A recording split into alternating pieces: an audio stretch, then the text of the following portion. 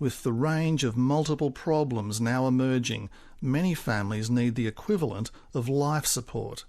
It's expensive, but the alternative is a perpetual cycle of abuse. If you don't have much education, if you don't have good parents yourself, and you're now homeless, unemployed, and have 3 children under 6, then it can be a nightmare. If you apply that understanding to the broader society, you can see how some policies can backfire. In fact, we have whole departments treating failed policies. And then there's the legal costs and juvenile detention. Professor Fran Baum. What you're doing is just dealing with the symptoms. You're not looking at the causes.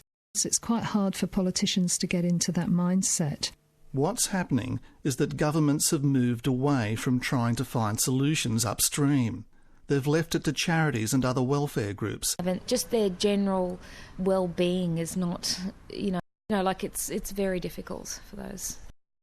Many of the cases making headlines across the country spells out some of the main problems that welfare officers see all the time. Police were called there by neighbours. Police say they were all upset. A number of disturbing trends. For instance, the most common type of abuse nowadays is emotional abuse. The next is physical harm. In the case of emotional or physical abuse, the finger's usually pointed at the father. When it comes to neglect, it's more often the mother, especially a single mother, who's blamed for leaving children unattended for long periods or in filthy conditions. We often think of young parents as being the least able to cope, but in fact, when you look at households where abuse is reported, the average age of mothers is 32. For fathers, it's 34.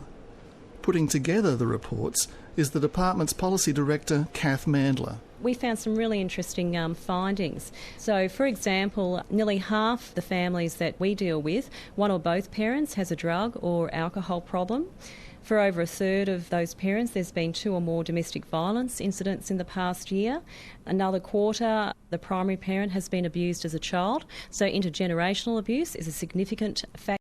If we were to employ a clinician at $100,000 a year, which is a rather generous salary for a clinician, but if we were to employ a clinician for $100,000 and that clinician was able to keep 1 child out of foster care, it's cost neutral. And what if that clinician worked with 10 families in the course of the year and kept 15 kids out of the foster care system? They're the kinds of analyses that we need to do. Really, the thing that needs doing now is finding ways to stop parents reaching that point where they're likely to abuse their children. There's a feeling, with all the research now, that in most cases it can be done. Sharon Dorr. So how much are we saving by keeping 3 kids out of the foster care system is a really important question. If the 15-year-old doesn't end up in juvenile justice system, how much have we saved? But those studies are going to take a long time to do.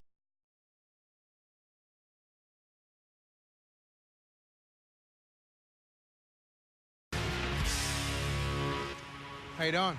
Good. Constable Mammerl from Gold Coast Rapid Action Patrols. What's going on today? Whereabouts you live? Oh, that one there? Oh, sweet as. I'll come with you.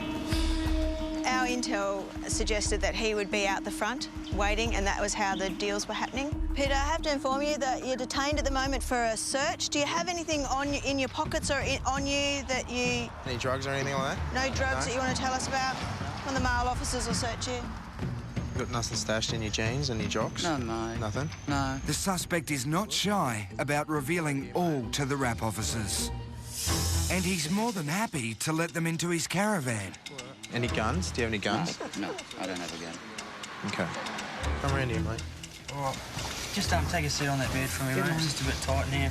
Right. Yeah, it is.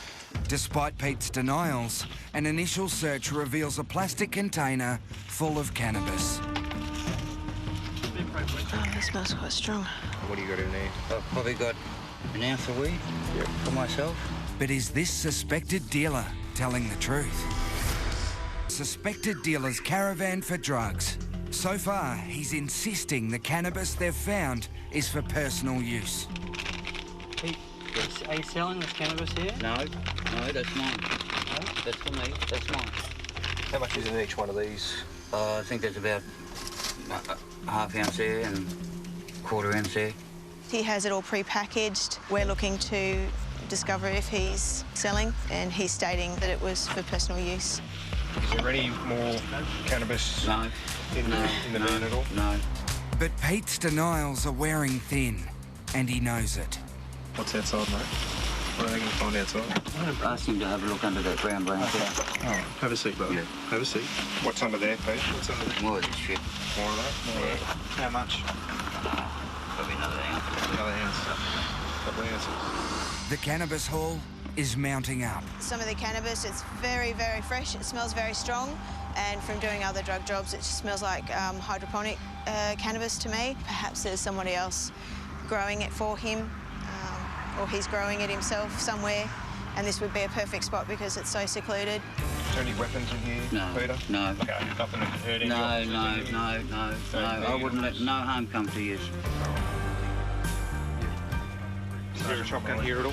There is. Where is it, mate? Under the bed. Yep. Where the pillow is. I don't think it's loaded. It seems Pete's back to telling porkies again. Hey, Pete. Any other surprises, mate? No, that's it now. Be under arrest, all right? Right. You're going to be coming back with us to the police station? While Pete may play fast and loose with the truth, he runs a tight ship when it comes to his caravan. So it don't rain. People gets out.